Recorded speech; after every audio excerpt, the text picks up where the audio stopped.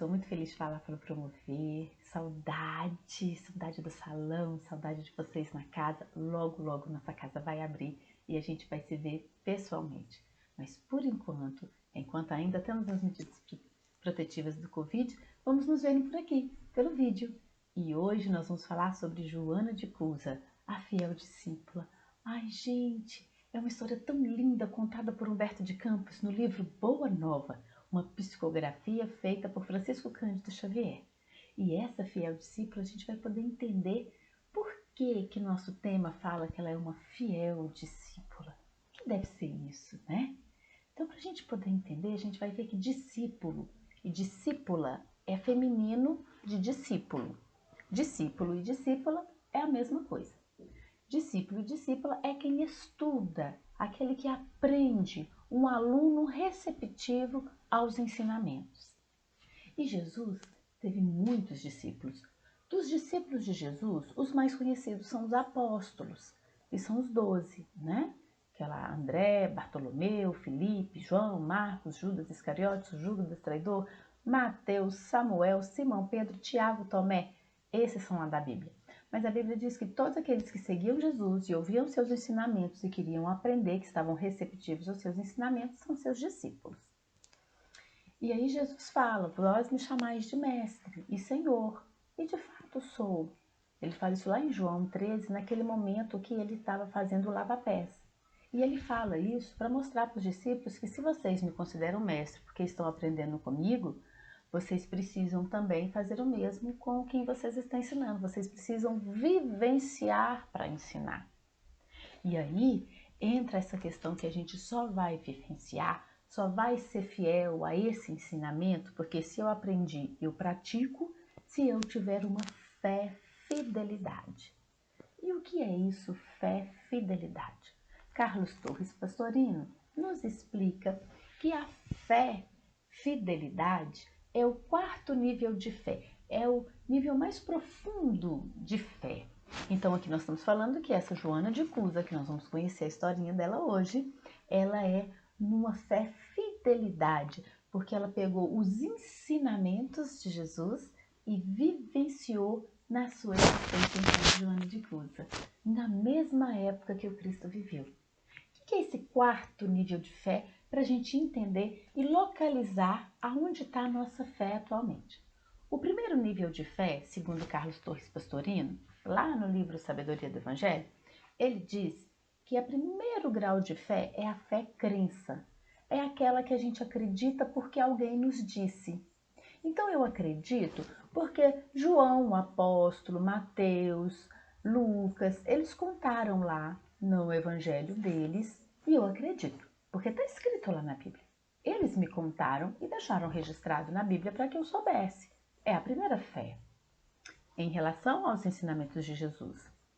A segunda fé é uma fé emocional, porque é a fé que envolve sentimentos, sensações, e aí eu oro, eu canto, eu danço, eu fico tão feliz, eu faço um pedido, Jesus me atende, eu vejo minha fé ali toda tranquilinha e eu fico bem bacana. Essa é uma fé bem assim instantânea, né, rápida, mas ela também corre o risco de perder bem rápido, porque na minha primeira desilusão, que as minhas expectativas não são atendidas, eu me revolto.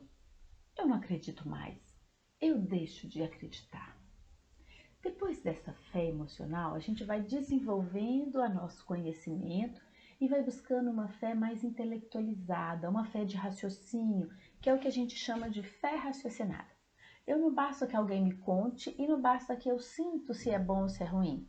É interessante que eu estude, que eu entenda, que eu seja uma discípula, que eu compreenda o que está falando.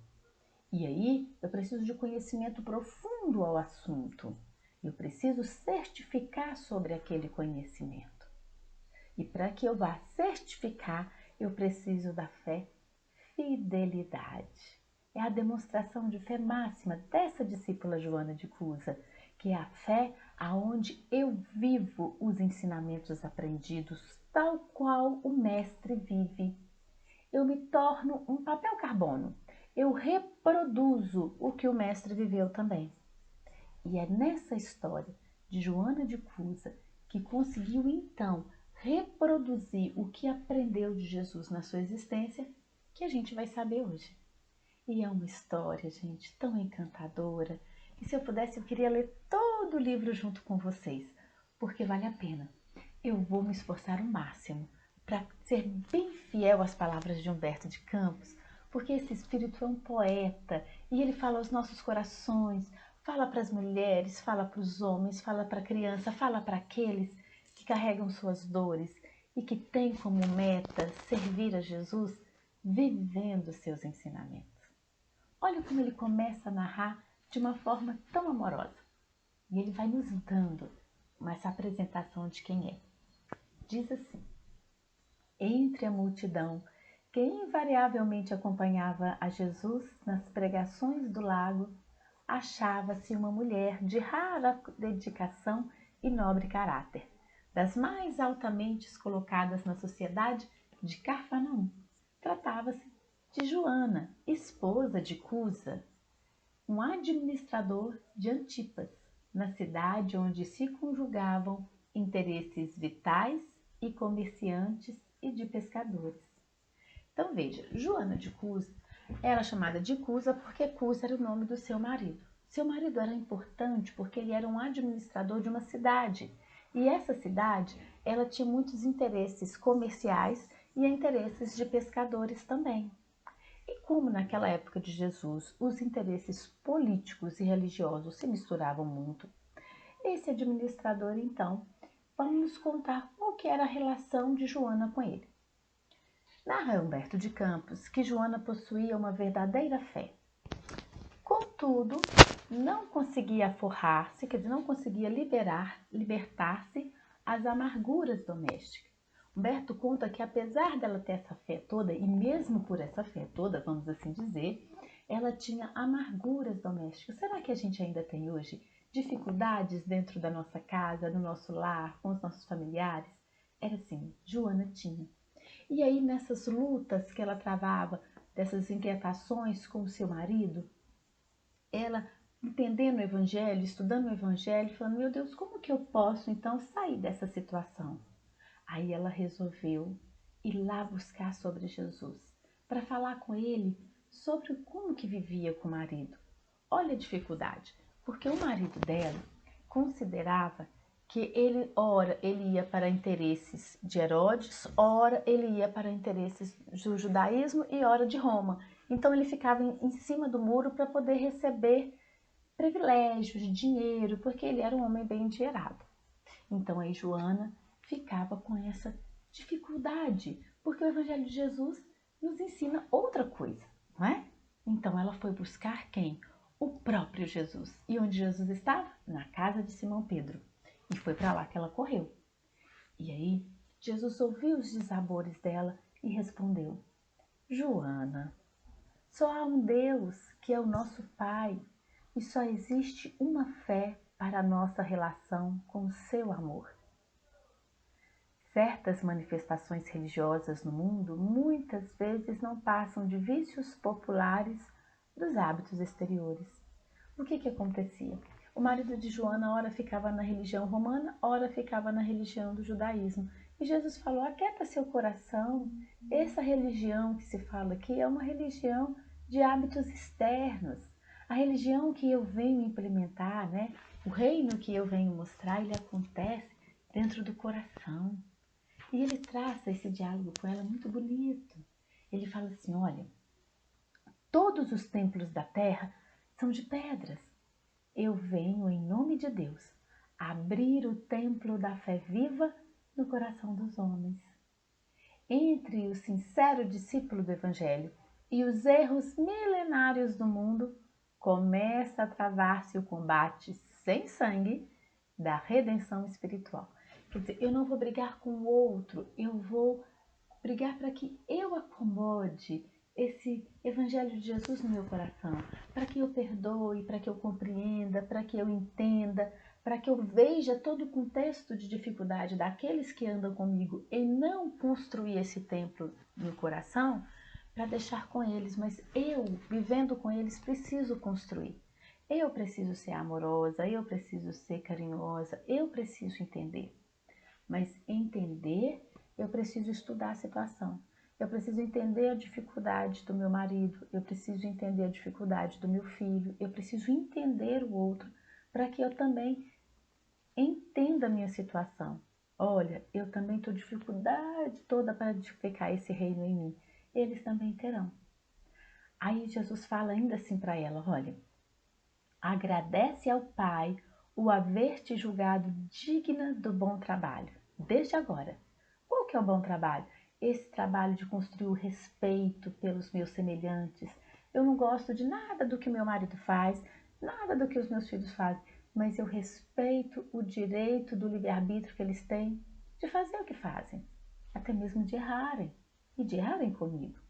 Aí ele fala, olha, se o teu esposo não te compreendes a alma sensível, compreender-te-á um dia. Não preocupa não, um dia seus filhos vão te compreender, um dia seu marido vai te compreender. Aí Jesus fala, ele é leviano e indiferente? Aí ele ensina para Joana, ama-o a si mesmo. Não te acharias ligada a ele se não houvesse para isso razão justa. Mas Joana fica intrigada com aquilo e fala, mestre, não sei como é que eu vou fazer isso. Não julgas acertado que eu lute por impor o vosso princípio, por falar, olha, todo mundo tem que seguir Jesus, todo mundo tem que seguir o Senhor, todo mundo tem que fazer o melhor? E aí ele fala, quem você acha, Joana, que vai ter dificuldade em viver o Evangelho? Né? Aqueles que ainda não conhecem as margens seguras do conhecimento do Pai, daquilo que Deus nos ensinou, que somos todos irmãos e que somos livres e que nós precisamos lutar contra as nossas más tendências, nós precisamos amar, ou aquele que ainda entre as ondas da ignorância, que nem sabe que somos espíritos imortais, que somos todos irmãos, aqueles que não sabem que agora nessa existência somos filhos, maridos, esposos, mas em outras, já fomos outras situações e que provavelmente vamos desencarnar e vamos voltar de novo, que o que vai ficar é essa relação de espírito irmão do outro espírito, porque somos todos espíritos imortais, filhos de Deus. E aí as nossas discussões nessa existência tornam-se pequenas. Então o que é mais difícil? Aquele que já entendeu isso, calar e respeitar, ou aquele que ainda nem entendeu começar a fazer isso? Então Jesus pergunta para ela, se você já entendeu, domine essas suas más paixões e ore por eles, porque se você vivenciar esse respeito em si, eles também vão te acompanhar. E aí ele fala, seja fiel, minha filha. O pai não impõe a reforma a seus filhos, esclarece-os no momento oportuno. Então não adianta a gente querer que todos se convertam ao Cristo, que mude, cada um vai ter, é Jesus que toca no coração. Então Joana, o apostolado do Evangelho é de colaboração com o céu. Isso é Jesus falando para ela, Joana. É Jesus falando para a gente, né? Se Jesus hoje estivesse falando para mim, ele falava, Tatiana, o apostolado do Evangelho é o de colaboração com o céu, nos grandes princípios da redenção. Ser fiel a Deus, amando o teu companheiro no mundo, como se fora teu filho, como se fora teu irmão. Não percas tempo em discutir o que não seja razoável. Deus não trava contendas, não trava batalha com as criaturas. Ele trabalha em silêncio por toda a criação. E Jesus continua falando para Joana, e falando hoje para todos nós, né? Vai, esforça-te também em silêncio. E quando convocada ao esclarecimento, fale o verbo doce ou enérgico da salvação, segundo as criaturas. Volta ao lar e ama teu companheiro como a maioria deveria fazer, como o material divino que o céu colocou em tuas mãos para que talhes uma obra de vida, sabedoria e amor. Joana de Cusa experimenta esse alívio de coração, olha para Jesus, vai caminhando embora e ouve ele falar, vai filha, ser fiel. Gente, Joana seguiu os ensinamentos de Jesus, foi fiel. O marido dela não conseguiu converter, ficou ainda nessas trocas de interesses querendo dinheiro. Ela teve 2 filhos. Os filhos também não seguiu o evangelho. Ele morreu numa noite de trevas, bem difícil porque o espírito ainda não estava à luz do evangelho. E Joana sendo fiel, Joana foi trabalhar nas casas das pessoas que eram de status assim de sociedade, sabe como? Como cuidadora de criança, foi cuidar dos filhos alheios para sustentar os próprios filhos. As amigas delas da sociedade achavam que era errado Joana fazer isso, porque Joana sempre foi assim, tipo assim, nobre, né? De classe que ela falou, olha, o meu mestre não se incomodou em sujar as mãos na carpintaria e deu o exemplo que trabalhava pelo sustento. Eu também trabalho para me sustentar. Não vai me ferir. Olha, a fé é fidelidade. Se Jesus trabalhou, ela também trabalhava. Se Jesus tinha pedido para que ela fosse fiel aos ensinamentos do pai, ela foi e viveu o casamento com o marido. O filho também não conseguia acompanhá-las nos pensamentos do evangelho, nas coisas boas, assim, de viver, de se sacrificar em benefício ao outro. Mas esse se sacrificar é um sacrificar onde você entende a dor e dá a essa dor, esse sacrifício, uma utilidade. Olha, o sacrifício de Joana trabalhar estava dando às mulheres a utilidade de ter seus filhos zelados por ela. Então, por isso de ser um sacrifício de estar ali trabalhando como uma serva, mas era uma utilidade para as outras pessoas. Joana, ficando calada, respeitando o caminho que o marido dela quis traçar, que era diferente do evangelho, ela fez daquela tristeza, né, daquela dor, uma utilidade para que ele não se revoltasse contra ela, não ficasse brigando ela e ele, mas ela continuou ali pensando nele, como é que ela ia parar de olhar das coisas erradas que ele fazia. Aí ela passou a encontrar quais eram as coisas boas que ele já conseguia fazer, para que na cabeça dela ficasse pensando só nisso e ela não se atesse às coisas ruins. Mas acontece que um belo dia o filho que não acreditava muito em Jesus estava com ela e Joana foi lá para as Catatumbas, aonde Pedro costumava pregar e alguns de seus apóstolos para falar do evangelho, porque a perseguição contra os cristãos era demais.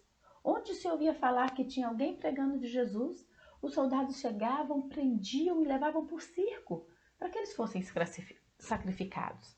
Jesus já havia tido a sua morte no madeiro, então aquilo era muito complicado naquela época. Mas Joana, saudosa de ouvir aqueles ensinamentos que deixa a gente com mais ânimo, com mais coragem, falou para o filho, vamos meu filho, vai lá, vamos ouvir Pedro, vamos ouvir o que diz, né? Só que nessa noite, o que ocorre? Os soldados entram na catatumba e prendem. E aí lá no circo conseguem ver Joana e o seu filho pregados para serem queimados. E o soldado gritava para ela, porque se ela era realmente cristã, o filho olhava para a mãe naquela circunstância e falava, abjura minha mãe, abjura de Jesus. E naquele instante, Joana fez um caminhar por onde estava passando toda aquela vivência que ela teve nessa existência. Olhou a conversas com os filhos, olhou a questão do marido, a viuvez, o trabalho, as dificuldades. E lembrou também de Maria Santíssima, que ela também viu seu filho sendo morto e deu um exemplo de fé e fidelidade. E quando o filho dela disse, abjura de novo, minha mãe, não vês que perdemos? É teu filho que vos pede. Joana ouve aqueles gritos, lembrando de Maria e lembrando de Jesus na casa de Pedro, dizendo, vai filha, sê fiel. Ela buscou força na alma e manda o filho calar e diz, cala-te, meu filho. Jesus era puro e não desdenhou o sacrifício. Saibamos sofrer na hora dolorosa, porque acima de todas as felicidades transitórias do mundo, é preciso ser fiel a Deus. É preciso dar o exemplo. E ali ela viveu como Jesus viveu, porque naquele momento o guarda começou a jogar a flecha de fogo para ela ser queimada. E ele vira para ela e fala: o teu Cristo não soube apenas ensinar-te a morrer? Só soube isso? E ela fala, com a voz já embargada, sem conseguir muita coisa: não apenas a morrer, mas também a vos amar. Amar requer sacrifício de deixar o outro ser como ele é, e a gente o dever de nos comprometer pela fé de Deus, de viver como Jesus viveu. E ali ela foi morta, né? Sacrificada, só o corpo. Mas naquele momento que ela conseguiu ser fiel, ela ouve a voz do mestre. Na hora que as labaredas pegam o corpo e o espírito desprega, e ela ouve Jesus dizendo: Joana, tem bom ânimo? Eu aqui estou. Conclusão, meus irmãos. Lá no Evangelho segundo o Espiritismo, no capítulo 5, no item 18, chamado Bem e Mal Sofrer, diz que quando a gente tem uma fé, fidelidade, a gente vai fazer um bem sofrer, a gente vai saber os nossos sofrimentos e a nossa dor e vai trazer uma utilidade para ela. Naquela dor dolorosa de sacrifício, Joana deu um exemplo para o soldado que estava seu algoz ali naquele momento, deu um exemplo para o filho e dá um exemplo para todos nós, que aquele que é fiel a Deus, que vive como Jesus viveu, que segue os ensinamentos dele, colocando em prática na própria vida, tem por recompensa a companhia eterna do próprio Cristo. De Jesus ao lado, dizendo pra gente: tem bom ânimo nessa dor que você carrega, eu estou contigo, vai ser útil para todo mundo, ninguém mais vai devolver o mal pelo mal, ninguém mais vai brigar um com os outros. Essa Joana de Cusa, nos ensina que a felicidade da vida está em ser fiel aos ensinamentos do Cristo. Então, que nós possamos desenvolver a fé nas nossas vidas aqui, nas nossas existências, nessa que aqui nos encontramos, as nossas dificuldades e as nossas dores. Está doendo? Qual utilidade essa dor pode me trazer? Para que eu aprenda a ser como Jesus e para que outros façam também. Que a gente faça essa pergunta no nosso coração e possamos colocar em prática. Quando às vezes um filho é ingrato, ou quando nós somos a filha ingrata, quando nós somos a esposa difícil, vamos mudar isso, vamos estudar o Evangelho de Jesus, vamos viver como ele viveu. Joana conseguiu, tantos outros conseguiram também. Nós podemos conseguir, por amor a Deus e por almejar sempre ter a companhia do Mestre conosco, dizendo: tenha bom ânimo, filha, eu estou aqui. Com muita paz, com muito amor, desejo a vocês uma boa tarde. E com alegria no coração e cheia de esperança, em breve estaremos na casa de Alvino Teixeira, presencial, olho no olho. Mas enquanto isso, que os nossos pensamentos e os nossos sentimentos cheguem até vocês, através do celular, do computador, do YouTube, aonde vocês estiverem. Muita paz, muito amor, uma boa tarde e fiquem com Deus.